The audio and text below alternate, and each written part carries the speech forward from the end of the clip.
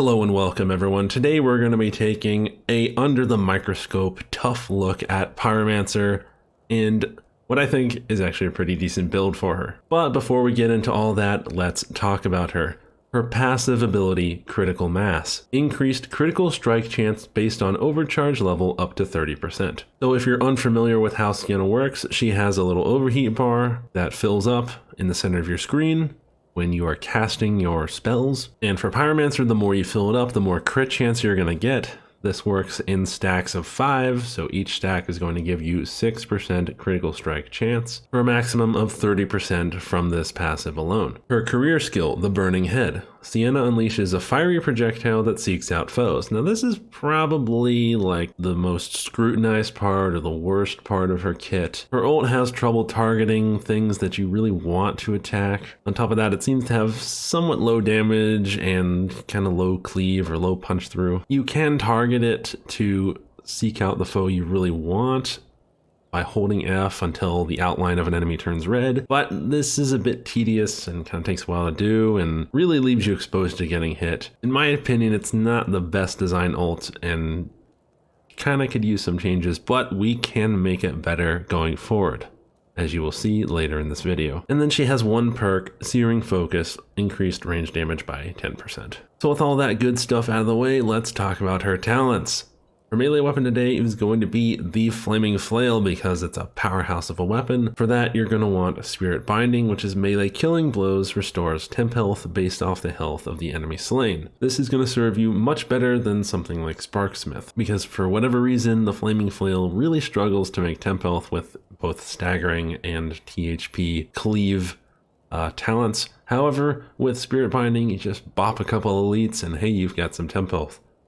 No big deal. On her level 10 line, this is probably the only scenario in which I would use this talent of Martial Study, which is just simply an increase in attack speed by 5%. In my opinion, this is a not very good talent. Most of the time, I usually go with Spirit Casting, which gives you more crit chance, which is easy to keep up because you can do that with THP. And if you want to go for that talent, that's fine. Personally, I go with this because of the Flaming Flail. It's a little bit slow, and this boosts its speed a little bit, makes it feel really nice, and that's pretty much the only reason. You lose a little bit of crit chance for this small gain in attack speed, but it makes it feel really nice, and you don't really notice the drop in crit chance that much. Level 15, you have a choice between Smiter, Mainstay, and Enhanced Power. Now, my general rule of thumb is you always go Enhanced Power for Sienna careers. This will increase your total power level by 7.5%. It'll boost your melee damage by a little bit. It'll boost your range damage as well by a little bit, and also help you somewhat with stagger and cleave. It is a fine option and I would recommend you take it. However, if you don't, you have the options of Mainstay and Smiter. Now you see these big long descriptions up here. If you don't understand how Mainstay and Smiter work, don't really worry about reading this. It kind of doesn't matter.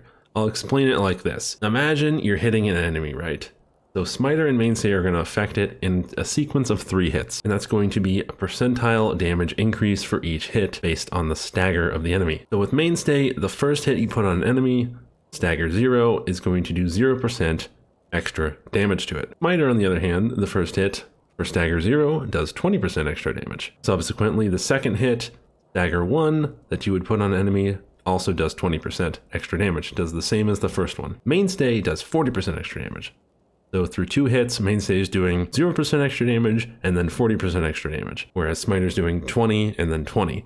So through 2 hits, they're equal. Mainstay on the 3rd hit, stagger 2, does 60% extra damage, which is a lot, where Smiter only does 40%. Now many people will look at that and be like, well, Mainstay is clearly better, as it does more damage. Now let me explain why that can be a bit misleading. Smiter, in my humble opinion, is always better than Mainstay, as it lets you do more damage quickly. Most enemies that you're going to attack with melee are not going to live through 3 hits, and enemies that would take 3 hits are generally going to take probably more than 3 hits, whereas our cycle just repeats itself again. Through 4 hits, Smiter does that extra 20%, while Mainstay does that extra 0%, meaning they're dead even again. So you might as well take Smiter, because you can do that quick initial damage, and you don't have to put a monster into a state of stagger to do 20% extra damage to it. You just naturally do it. All that being said, taking enhanced power is better for Sienna. On the level 20 line, we're going with Deathly Dissipation. Killing a special stops your spells from generating overcharge for 10 seconds. Now this is a talent I've talked about in the past where I really didn't like it. And it's not really the talent's fault that I didn't like this talent. It's Sienna's staffs. Before the Coruscation staff existed, I found it to be a little awkward to kind of kill a special and then suddenly spam any of her staffs for 10 seconds. And maybe this doesn't really make sense, but like the one I was most comfortable with was maybe like the Fireball staff, and even that just felt like you had to really go out of your way to kind of kill a special. I feel like you'd end up just doing more friendly fire that way. Same thing with like the Bolt staff, you know. With the Coruscation, you can just shotgun a special and then you're casting, you're making geysers, you're not hitting your team, you're cooking the horde, you're doing tons of damage. I think this talent works fantastic with the Coruscation staff. On our level 25 line, the Volan's Doctrine, the only choice here is it stops her from being slowed on overcharge. This needs to be a passive, as the whole point of playing Pyromancer is to keep her in overcharge as long as possible. Why would you want her to be slowed? Makes no sense, but this is the talent you're going to want. And for her level 30 line for ults, I like Bonded Flame. Burning Head grants you 35 temp health when used. This is going to help you out tremendously with survivability. Her ult is a minute long, meaning you can proc it twice with Concoction, or you can just wait a little bit and you get 35 temp health. That's a lot of temp health. Makes the Burning Head a lot better in my opinion, and makes Pyro pretty survivable. Now for the equipment, as I mentioned, Flaming Flail is the recommended melee weapon for this build. Simply crit chance, attack speed, swift slaying. This weapon is super strong, and you are able to take an offense is the best defense kind of approach. For her range weapon today, the Coruscation staff, as I mentioned, really good with that talent of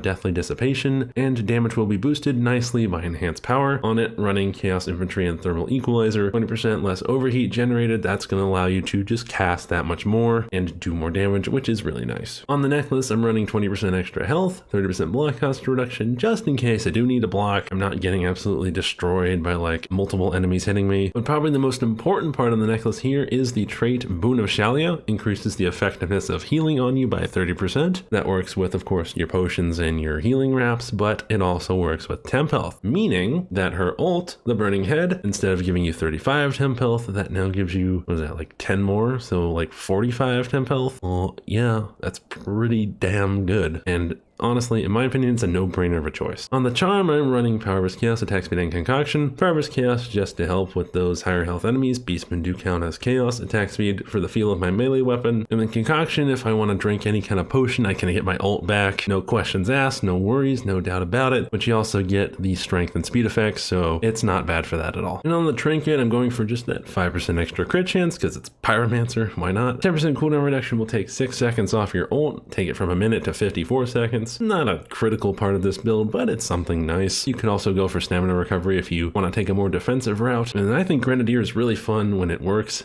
It just doesn't always work. 25% chance not to consume a grenade on use. You know, you run the risk if you run this bomb trait here. Shrapnel's also really good. You can stack that extra damage. Even explosive ordnance if you want to focus on fire bombs, make them bigger. Why not? And that's the build, guys. You lose a little bit of long range with this one, but you do really good melee weapon damage against all enemies, including armored ones like Chaos Warriors and even monsters. You also do tremendous range DPS with your Coruscation staff. You are survivable with your ult that gives lots of temp health. In a close range to mid-range scenario, you are a valuable character with this build. If you like this video, feel free to leave a like and click that thumbs up. Feel free to subscribe to this channel. I also have a Twitch and a Discord. Links to those will be in the description down below. The Discord it's getting close to 1,500 people, so if you have no friends, like a lot of people do, like I once did, feel free to join as we play Vermintide almost every day in there. See you guys in the next video.